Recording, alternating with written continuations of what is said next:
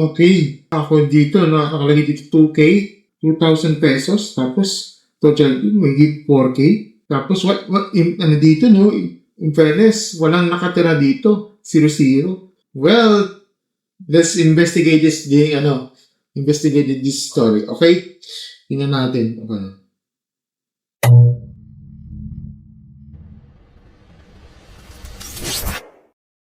Hello mga stories! Welcome back sa isa na mga random reaction dito sa ating channel. Dito sa aking channel mga stories, no? Ako pala si Marty, oh. At so for this video, no? Itong video na to, no? Nag-viral ng reklamo tungkol sa Meralco, no? Well, ang claim kasi niya, no? Itong sa bahay ng Bulacan, wala pa raw nakatira. Zero raw yung metro. Pero may dalawang magkasunod na bill, no? Na nasa 2,000 at 2K at 2,100 pesos. Tapos yung total dyan na mahigit 4,000. Well, mainit ito, no? Oo. Pero dito sa channel na to, hindi tayo agad sasabay sa sigaw na modus o manloloko. Walang himay, okay? Direct tayo ng facts, logic, at saka practical na action dito, okay? So, ngayon, babasahin natin itong post ito. Galing ito kay Christine Vitalicio. Okay? Sabi niya dito, Meralco, saan niyo po nakuha yung bill ko ng 2 buwan at 2K at 2,100? Wala pa po nakatira sa bahay ko sa Bulacan. Kitang-kita niyo naman po na 0 pa ang kilowatts ko tapos may bill na. May nanguhula, may kapalong face. Okay. Sa larawan, no, mga stores, talagang kita yung unfinished pa yung bahay, no? May bakal na hagdan, ilaw pa yung pader, may tiled na lababo, may CR na basic pa yung na ayos, may loft area, diba? At may maluwag na space sa baba. Kita rin yung mga digital electric bill na total amount na 4,000 plus, no? 4,088 pesos 20 centavos. At mayroong usage na 135 kilowatt hours na consumption. Tapos may photo rin na outdoor electric meter na isang display na mukhang puro 0. Okay? So mga nagko-comments dito, no, na sabihin expect na halo-halo. Na nagsasabing may milagro daw yung Meralco, may nagsasabi na meter reader daw ang nanguhula, may nagtatanong na bakit 135 kilowatt hours pero 4K ang bill, di ba? May maayos na nag-advise na gumawa ng retail complaint sa ICC o sa ERC. May nag-comment din na baka may previous balance. At saka syempre, may napopolitikayan na agad ng mga tumatawag parang cloud chaser. Okay. Himay natin mga stories, no? Well, sa punto ko dito, wag agad malito sa 135 kilowatt hours versus 4K total due, no? Kasi sa mismo sa wording ng post, no, ang sinasabi ni Christine ay 2 buwan ng tig 2K o 2,100. Ibig sabihin, hindi ito mukhang isang buwan 4K agad para sa 135 kilowatt hours. Mas mukhang total due ito ng 2 billing periods. Okay?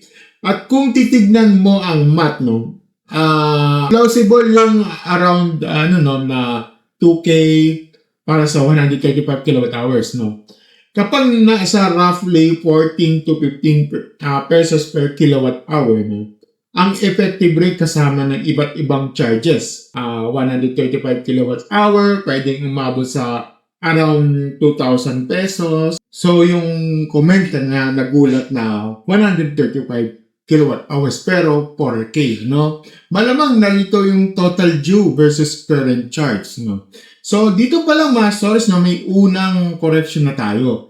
So, hindi automatikong anomalya ang 135 kilowatts hour ang current month charge na nasa 2K range, no? Ang totoong tanong ay tanong ay hindi bakit 4K ang 135 kilowatt hours.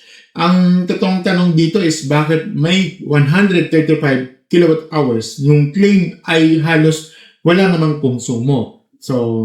So papaliwanag ko ito, no? Paliwanag punto dito, no? Ang linyaw, wala pang nakatira ay hindi pareho zero consumption. Magkaiba yun, no? Okay, magkaiba yun. Ang bahay na walang residente, pwedeng may konsumo pa rin. Okay?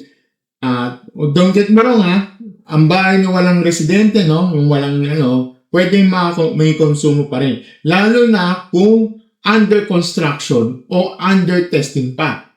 So, sa picture, mukhang may gloss, may kalat ng trabaho, may fixtures, at mukhang sinusubukan pa lang, okay? Pwedeng may gumamit ng ilaw, pwedeng electric tools, no? Charger, ventilador, water test, o ibang pansamantalang gamit, okay? So, logically, mga stores, no, sablay ang shortcut na walang nakatira is equal to imposibleng may bill, okay? Hindi ganun kasimple, no? Hindi ganun kasimple. Pero, at ito yung mahalaga, okay?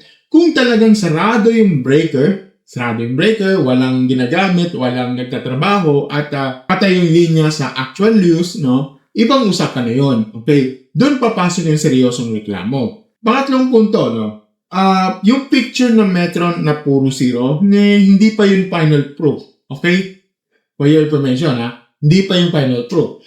Ito ay madalas na hindi naintindihan sa social media, okay? Ang digital meter, hindi lang isang screen lang ang ibig sabihin.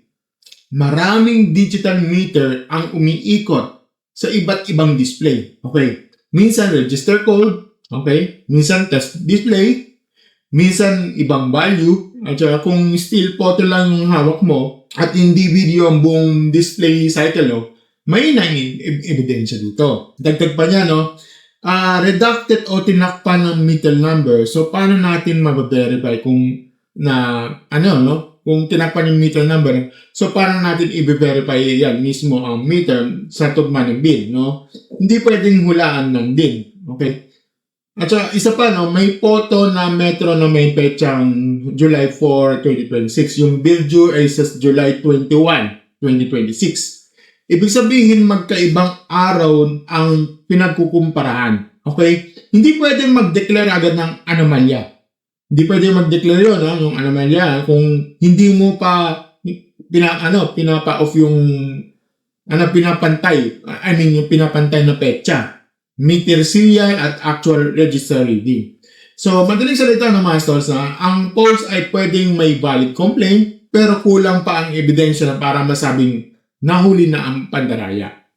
So, pangapat, ang usapin natin sa comments, no, may yung nagsasabi na gumawa ng retail complaint ng ICC o ERC, yan ang may utak na advice. Hindi puro ingay may proseso. Yung nagsasabi na i-check yung meter number, tama rin, pero basic pero critical, okay? Baka mali yung account meter matching, di ba? Baka hindi yan yung binabasa Metro o baka maling display lang yung nakuhanan. Yung nagsasabi ng posibleng projected or estimated billing tapos adjusted later. Yan din yung isa sa mas matinong posibilidad. Hindi ko sinasabing yun na agad na nangyari nito. Pero mas logical yan kaysa agad sumigaw ng milagro ng walang audit. Yan, ngayon mga source, ang ibang comments sablay. Okay? Ibang comments sablay kasi kapag sinabi mong modus agad yan sa loob, pero wala ka naman ebidensya, hasty generalization yan.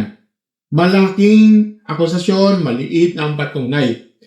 Kung dinala mo agad sa binabawi ko trolls, pati loyalista, kung sino-sino, non-sequitur yon, okay? Non-sequitur yon. Wala sa linya ng ebidensya, bilang issue, tapos biglang politika, walang tunog, puro init, di ba? Kaya kapag sinabi mong cloud chaser lang yan, ad hominem yan, inaatake mo yung tao, hindi mo sinasagot yung dokumento at meter issue. At saka yung sinasabi na tumaas every June dahil may bonus ang tao, well, anecdotal at speculative yan. Pwedeng hinala o pwedeng pero hindi pa rin ebidensya. Ngayon, doon tayo sa comment na nagsasabi, ate, may remaining balance ka pa from previous bill. Well, sa totoo lang, base sa available details, ito ay isa sa pinakamalapit na reality. Kasi total June nga yung mahigpit 4K. Ang minimum post ay nagsasabing 2 buwan na tig 2,000 o 2K plus, no? So, malamang may carryover o previous unpaid / current combined amount. Okay? Hindi ibig sabihin nito ay solved na ang lahat. Okay? Ang core issue pa rin, bakit may konsumo yung halos walang tira, walang tira o gamit. So, doon naman sa comment na nagsasabing 2127 sa Metro, pero 2147 sa resibo. Ito yung straight answer, no? Ang 20 kilowatt hours difference by itself, hindi pa proof ng pandaraya. Okay? Kailangan same date, no? Same meter, same display register, at same billing period ang comparison. Kung ilang araw ang pagitan, normal na lang tumaas na 20 kilowatt hours. Depende sa appliances. Kaya huwag agad mag-conclude. Okay? Pangilima, ano ang practical na dapat gawin dito? Ito ang real world steps. So, hindi puro rant dito. Number 1, i-verify ang master serial number na nasa bill at yung nasa actual meter. Dapat magtugma yun. Number 2, i-video ang digital meter habang iniikot ang display. Huwag picture lang. Okay? Dapat kita ang serial number at lahat ng lumalabas na reading. Number 3, patayin lahat yung mga yung breakers, i-off lahat yung breakers kung kaya. Pati main, no? Pati main mo na, i-break off mo. Observe kung may galaw pa rin ang metro. Kung may reading increment, kahit patay lahat, okay? Even main breaker, no? Pwedeng may leakage, maling kabit, o illegal tapping. Diba? Number 4, humingi ng Meralco ng actual previous reading, present reading, billing period, at kung actual o estimated ang bill. Ito ang papel na mahalaga. Number 5, kung contest mo talaga ang bill, magsumite ng little complaint. Huwag phone call lang. Okay, huwag phone call lang. Dapat may email at document trail. I-attach ang bill, meter video, pictures ng bahay, at statement na wala pang occupied o limited lang yung usage. Number 6, yung hindi maayos ang sagot ng ICC o ERC, hindi because of padrama, kundi dahil gusto mo ng formal record o escalation path. Number 7, kung under construction ng bahay, maging honest din sa sarili. May gumamit ba ng tools? Like yung ng barena, yung parang, let's say, yung pang welding, ganito, ganyan. O ilaw test equipment, fan, charger, o pump, di ba? Kasi baka ang inisip mong walang nakatira, hindi naman talaga walang konsumo, di ba? Ito yung hindi gustong marinig ng marami. Okay? Valid ang nagreklamo, pero kailangan din valid ng ebidensya. Well, mga stories, ito yung ko dito, masasabi ko dito. Hindi ako automatic kampi sa Meralco. Hindi ako kampi. Okay? Against din, minsan against ako dyan. Alam niyo naman sa mga previous video ko, no? Na lalo na yung lalo sa mga nagsasolar dyan, di ba? Hindi ako kampi dyan, okay?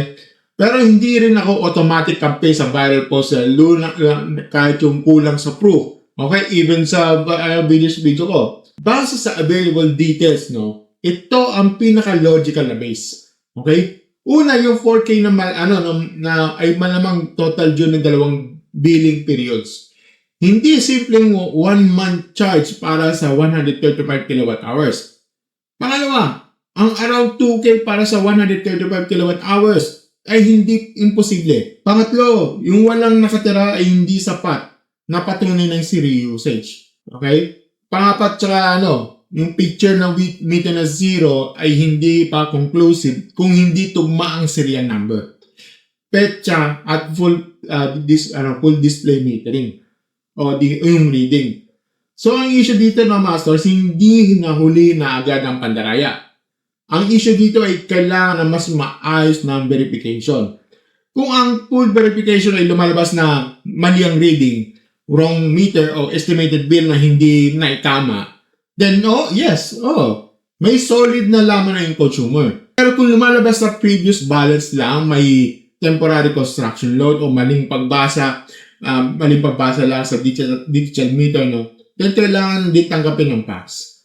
So, panahon ngayon, ang problema ng social media, sobrang bilis ng galit, sobrang bagal ng ebidensya. So, mga stories, kung gusto niyo mga ganitong klaseng reaction, hindi puro hype, kundi ang mga himay na common sense.